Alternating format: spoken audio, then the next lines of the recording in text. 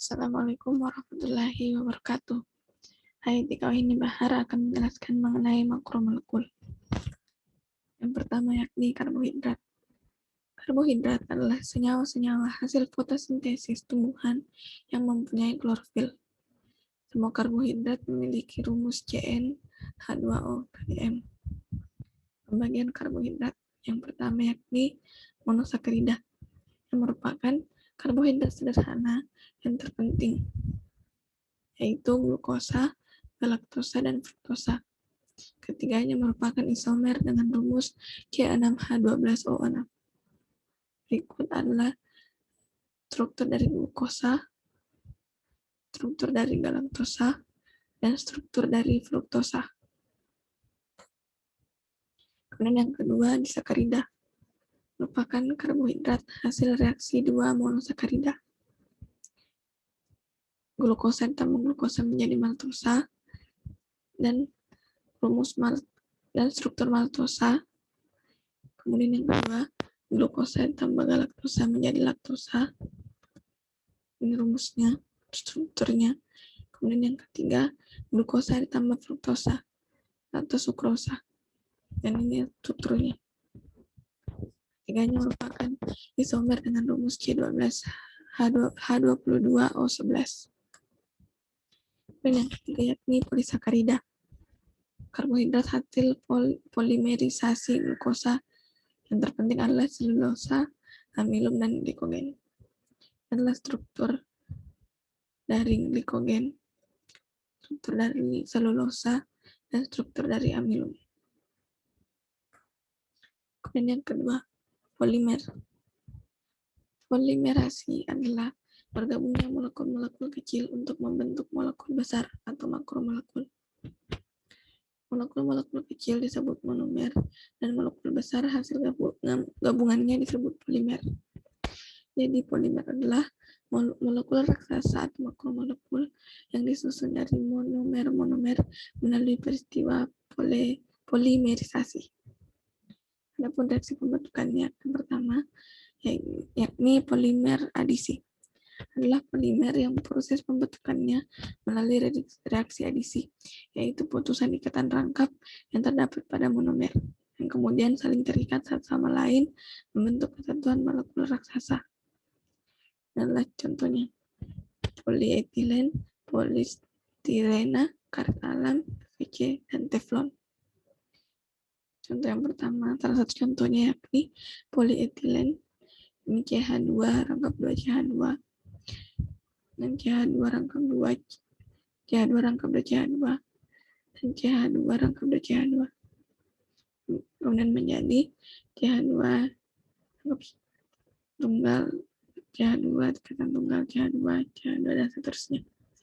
Dan yang kedua yakni polimer kondensasi, merupakan polimer yang proses pembentukannya melalui reaksi kondensasi dan akan ada yang dilepaskan.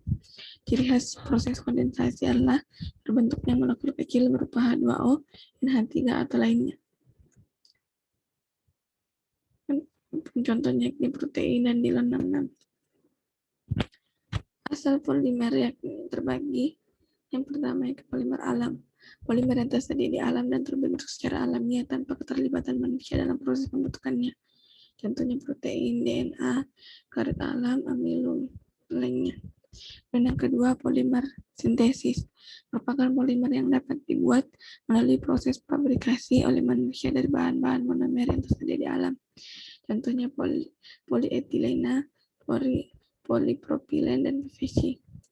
Ketiga, polimer modifikasi adalah polimer yang terbentuk dari hasil modifikasi polimer alam dengan tujuan memperbaiki sifat-sifatnya agar sesuai dengan diharapkan. Contohnya pembuatan selulosa asetat yang digunakan sebagai bahan baku untuk kertas film. Jenis monomernya, yang pertama homopolimer, adalah polimer yang terbentuk dari monomer-monomer yang sama. Contohnya polietena, polistirena, dan lainnya. Yang kedua, copolimer, adalah polimer yang terbentuk dari monomer yang berbeda. Contohnya nilon 66, kevlar, bakelit.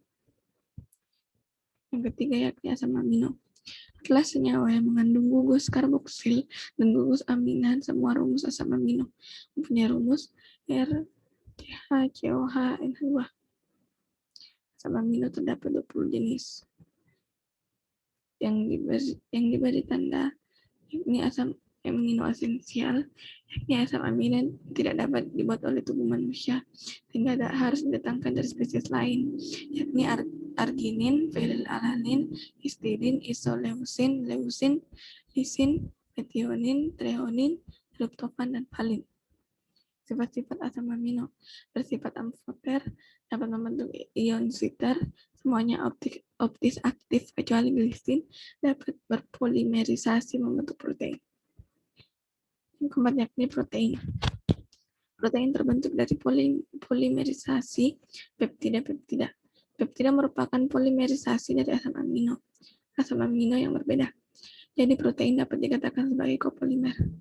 Ikatan yang terjadi antara protein selain ikatan peptida antara asam amino dan penyusunnya juga terjadi ikatan-ikatan yang lain. Struktur protein terbagi menjadi 4, struktur primer, struktur sekunder, struktur tersier, dan struktur kuartener. Kelima yakni lipid. Lipid berasal dari kata lipos, yang berarti lemak. Lemak adalah senyawa organik yang terdapat di alam dan sukar larut dalam air, tetapi mudah larut dalam pelarut organik nonpolar, misalnya hidrokarbon atau eter. Struktur lipid terbagi menjadi 2, yakni berdasarkan struktur kimia.